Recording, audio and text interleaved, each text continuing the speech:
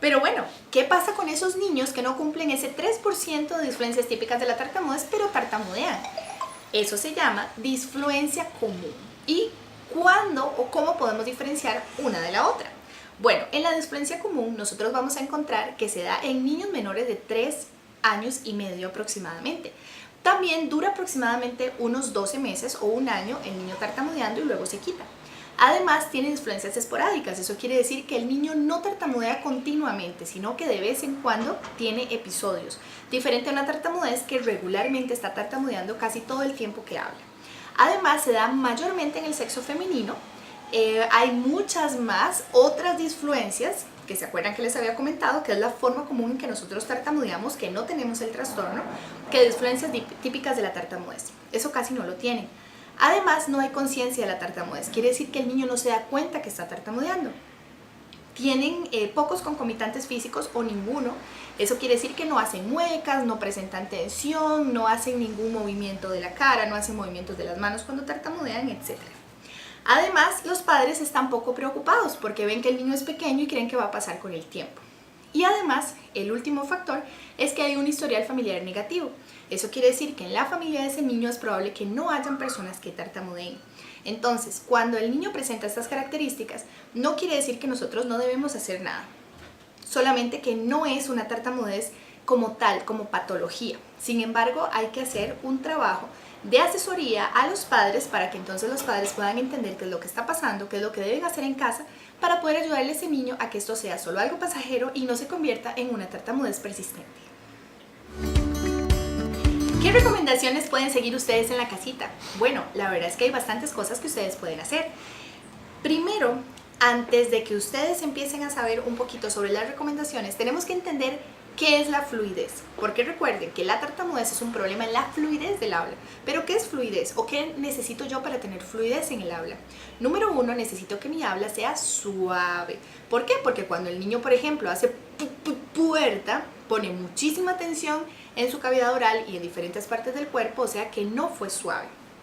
Además, necesita tener una tasa de locución reducida. Eso quiere decir que el niño necesita, o la persona que es fluida, necesita hablar de forma despacio. No podemos hablar demasiado rápido porque perdemos la fluidez. Y por último, necesita que sea continua. Si yo hago eso, quiere decir que no hable de forma continua. Entonces necesitamos esos 3 puntos de forma muy importante para que haya fluidez. Ahora, teniendo eso en cuenta, nosotros como personas que rodeamos al niño que tartamudea tenemos que tener esas 3 cosas en cuenta. Tenemos que aprender a hablar más despacio, tenemos que hablar suave y tenemos que hablar de forma continua. Obviamente, si nosotros no podemos brindarle ese patrón de habla al niño, el niño va a ser más difícil que pueda hablar correctamente. Entonces, cuando nosotros le damos patrones correctos de habla, el niño va a tener la capacidad de imitarlos. Luego, la persona o el interlocutor tiene que tener cuidado con su lenguaje corporal. Tiene que ser un lenguaje corporal tranquilo, que no sea intimidador, que el niño no se sienta con miedo, que no se sienta presionado, porque entonces así él va a poder hablar de forma más correcta. Conocer los disparadores, eso quiere decir saber cuáles son las situaciones que el niño siente más temor, más angustia, más miedo, si es en la escuela, si es con una maestra, si es con un padre de familia, si es con un hermano. Y poder entonces brindarle algunas herramientas para que él se sienta más tranquilo cuando va a ser expuesto a estas situaciones. Hablar despacio pero no exagerar.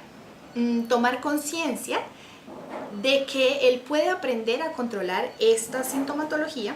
Otra cosa muy importante, si el niño no es consciente de que tartamudea, yo no lo debo hacer consciente.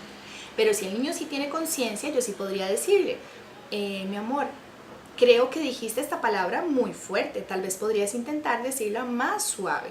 Y que él lo intente para que se dé cuenta que cuando sigue estos patrones de hablar suave, despacio y continuo, puede hablar de una mejor forma. Hacer gestos cuando estamos hablando con ellos, por ejemplo, ajá, y entonces, y tratar de no estar viendo fijamente al niño cuando está tartamudeando, sino darle ese espacio para que él se sienta tranquilo y no observado. Por último, y una cosa que es muy importante y que todos los papitos y mamitas a veces cometen el error, es que necesitamos dejar de decirle al niño que respire, que esté tranquilo, que hable más despacio, que vuelva a decir las cosas, porque esto no le favorece para nada al niño. Esas cosas tenemos que evitarlas al 100%. Finalmente, entonces, ¿qué es lo que debemos hacer con estos pacientes? Bueno, realmente la terapia va a ser indispensable. La terapia del lenguaje es indispensable en esta clase de casos.